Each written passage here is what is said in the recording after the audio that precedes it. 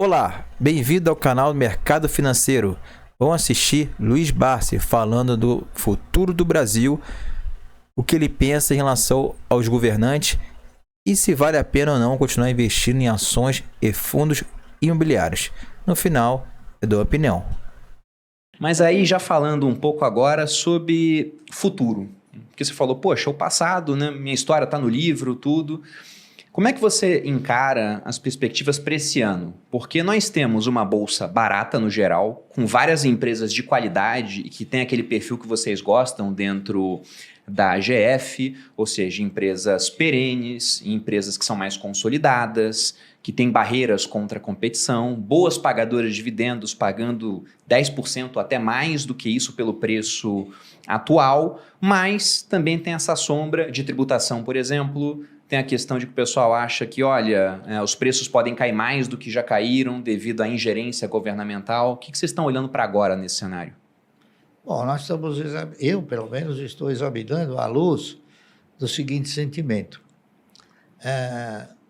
Esse país já teve que suportar, depois da intervenção militar, um cidadão chamado José Sarney, que teve um ministro que hoje ele ostenta galhardamente o seu nome no Guinness Book, porque ele foi o ministro que teve a possibilidade de produzir a maior inflação nesse país. Né? Então ele está no Guinness Book. Se não está, a gente vai tentar fazer Devia com que colocar, né? Devia entrar. Nós tivemos o quê? Depois do Sarney, o Collor. Confisco. Depois do Collor, e o Collor acabou provando que o melhor negócio do mundo são ações, não é isso? Porque ele encilhou e encurralou tudo quanto era conta corrente e título público e título que não era público. Então, ele mostrou a todos os brasileiros que ações têm uma garantia que não se imagina e uma segurança que ninguém interpretava ter. Muito bem. Depois nós tivemos um outro presidente, que foi... Como é que era o nome dele? O do topete? O Itamar? Itamar Franco. Né? Depois nós tivemos o pior presidente que esse país já teve, na minha opinião, que foi o Fernando Henrique. O Fernando Henrique ele criou uma fantasia que os brasileiros não fazem ideia de quanto tinha de lantejoias essa fantasia. Ele conseguiu fazer com que o real fosse mais forte que o dólar. Uma piada. Né? Porque você precisava de um real para comprar 85 centavos de dólar. Isso foi o maior embuste que esse país já teve oportunidade. E depois ele acabou se considerando como uma pessoa que traiu seus companheiros, né? Porque ele assegurou ao Itamar Franco, após os 4 anos, que ele apoiaria o Itamar Franco e não honrou acabou sendo contemplado com mais um mandato, não é isso? E depois também traiu fortemente um outro indivíduo muito importante no país, chamado Adib Jatene. Ele convocou Adib Jatene para ser ministro da Saúde e brigar para instaurar a CPMF,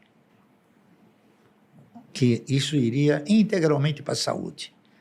O Adib Jatene desenvolveu um trabalho muito grande e conseguiu aprovar a CPMF. Quando aprovada, Fernando Henrique falou, não vai mais para a saúde. Traiu também. Então, o Fernando Henrique, na minha opinião, foi o pior governo que esse país teve. Está entendendo? Aí depois vieram os outros. Veio quem? Veio Lula. Né? O país quebrou com o Lula? Não. Trincou, mas não quebrou. Tá certo? talvez o Lula tenha sido a figura mais proeminente em termos de surrupiar recursos, não é isso? Sempre com aquela fantasiosa desculpa de falar, eu não sabia. Esse foi sempre o mote dele, né? Aí veio a Dilma, mais 6 anos. O país suportou isso. Então você veja uma coisa interessante. Aí veio o Bolsonaro, não é isso? O Bolsonaro tentou mudar um pouco as feições estratégicas do país. O Lula sempre implementou uma política de caráter social. Está correto? Essa política de caráter social sempre teve o condão de tirar recursos e oferecer àqueles que não sabiam pescar o peixe. Então, uma política estratégica de cunho social, não de cunho econômico. Está entendendo? Muito bem, o Bolsonaro tentou alterar essa estratégia para o cunho econômico. Só que, num determinado momento, ele chegou na conclusão que ele somente conseguiria se reeleger se ele optasse também pelo populismo. E ele optou aí pelo populismo, abandonou a estratégia de implementar uma configuração econômica no país. E é isso hoje que nós temos o quê? O nosso governo examinando à luz do social, tá certo? E examinar à luz do social, você faz o quê? Você dá o peixe, você não ensina a pescar. Então nós vamos ter que conviver mais 4 anos com essa política de você ficar dando o peixe. Quando eu digo dar o peixe, quer dizer, então esse governo começou fazendo rir, né? Não é fazendo você alimentar um sentimento de esperança para um aumento nos meios econômicos. Então, de onde é que vai se tirar dinheiro para dar todo esse benefício social? Se não do povo brasileiro. Daqueles que são os que geram riqueza. Entendeu? Então, a gente precisa torcer e rezar para que esses 4 anos passem rápido. Eu ia dizer, então, estamos lascados. Tá certo? Uma perspectiva otimista. Não, eu tenho uma perspectiva realista, na minha sim. opinião. Não, tá tá certo. Eu entendendo? concordo. Tá Porque brincando. você veja bem, você pega quais são os acenos que você tem em termos de economia. Os juros altíssimos, a inflação alta, tá entendendo? Então, o povo perdeu o poder aquisitivo. E na razão direta que a inflação ela se acentua, você perde mais poder aquisitivo. Nós temos também uma outra falácia por parte dos nossos governantes, de que esse país aqui é um país que tem uma má distribuição de renda. Só que eles se esquecem que são eles que determinam essa distribuição de renda. Quando eles têm que aumentar o salário mínimo, é 3%. Quando tem que aumentar o salário deles, é 50%. Então, ao longo do tempo, essa diferença vai se acentuando. Está correto? Então, a gente tem que tentar se prevenir disso. E como? Né? Essa é a pergunta do Como? milhão. Então, aí é que vem você estudar e investir os seus recursos na geração de riqueza. Porque o governo não interpreta a geração de riqueza como um fator de estímulo à economia. Ele tem o quê? Ele tem o fundamento básico de social.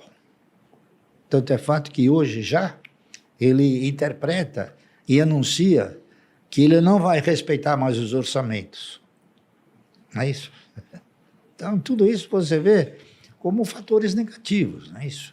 Não, sem dúvida. Então, eu olho para esses fatores e falo, vou continuar direcionando meus recursos para gestores competentes e não para gestores incompetentes, como é o governo. Até querendo saber a opinião da Louise sobre isso, mas fazendo um ponto, né? Um dos maiores, vamos colocar assim, né, vilões nessa questão de distribuição de renda é a própria inflação. Porque se você tem uma inflação, por exemplo, vou chutar aqui, de 10%, que foi a inflação oficial medida pelo governo lá em 2021, ou seja, tudo ficaria na média 10% mais caro. Para uma família que ganha muito pouco, né, isso é a diferença entre ter carne na mesa ou não, porque tudo que eles ganham eles acabam consumindo. Para alguém de classe média, você é afetado na cesta de consumo, mas você já tem sua casa, você já tem algum investimento que vai ser corrigido pela inflação. E se o teu patrimônio é muito grande, que é o caso dos ricos, você tem um monte de investimentos que vão estar ganhando acima da inflação nesse cenário, vai estar comprando em empresas que têm o poder de remarcar preços, por exemplo. E aí, por mais que o preço daquilo aumente, o preço da sua casa aumenta, o preço do dólar que você tem aumenta, o preço das ações que você tem acaba aumentando ao longo do tempo. Então, por conta disso, o rico acaba ficando mais rico nesse cenário, enquanto o pobre, ele fica mais pobre efetivamente porque está consumindo muito menos por conta do avanço dos preços. Mas, Louise, você tem alguma opinião a acrescentar sobre isso? Quando você se coloca no papel do empreendedor, né, do empresário, enfim, imagina você tomar uma decisão de investimento lá em 2019, 2020, com uma taxa de juros que chegou ali no fundo, né, a 2%, e pouco tempo depois, 3 anos depois, você já está em 13,75%. Então, é muito difícil de você tomar risco aqui no Brasil. Então, os próprios governantes que falam sobre distribuição de riqueza são aqueles que corroboram com medidas econômicas que são inflacionárias, e aí, obviamente, a política monetária tem que ficar correndo atrás do rabo, tem que ficar correndo atrás da política fiscal, que é perdulária. E aí a gente chega no momento em que a gente está hoje, com uma taxa de juros altíssima, que favorece o quê? Aquele que já tem recursos. Uhum. Então é um paradoxo que, na verdade, é difícil, né, de você casar a teoria com a prática. Né? Na verdade, o que acaba acontecendo é justamente o contrário. Né? Você acaba não gerando riqueza, mas concentrando ainda mais a riqueza. Né? E é o que ele disse, concordo plenamente. A classe política é aquela que mais contribui para isso. Né? Lembrando, quando você corrige o deles, é tudo em cadeia. Você veja que ao longo do tempo, esta diferença de contemplação, de remuneração, de reajuste, ela vai assumindo um descontrole e uma desproporção fantástica. Você veja que o salário mínimo é R$1.000, R$1.300. O salário do ministro do Superior Tribunal Federal é R$45 mil. Quer dizer, olha a diferença. Né? Essa diferença ela foi se consolidando ao longo do tempo, certo? Então é por isso que a distribuição de renda nesse país ela é inadequada. Exato. Certo? E aí você cai numa armadilha muito comum, né, para os países em desenvolvimento, que é a estagflação. Que quando você chega em um momento, você não consegue controlar a inflação, você tem toda uma questão de inflação indexada, porque você tem os contratos que vão sendo corrigidos e essa própria inflação vai retroalimentando ainda mais inflação, o que leva à estagnação da economia. É isso aí, pessoal. Quem viveu na época do Collor sabe que como foi sofrido o Brasil nessa época, né? Eu lembro que meus pais falavam que o dinheiro todo sumiu da poupança, entendeu? E depois de muitos anos depois veio o plano Collor, né? Para recuperar o dinheiro que foi perdido lá, né? Que foi praticamente o governo pegou, né? Para controlar a inflação foi terrível. E hoje, pessoal, nós temos a expectativa de como vai ser o governo Lula, né? Passou o Bolsonaro, a economia cresceu um pouco, né? Quem investia em ações e fundos imobiliários se deu bem, que teve uma grande evolução, né? Agora é esperar o que vai vir desse governo, né? O pessoal tá meio apreensivo, mas a esperança é que de um futuro melhor, né? É isso aí, pessoal. Se puder, dá aquele like e sua inscrição para ajudar o canal a crescer. Valeu? Um abraço.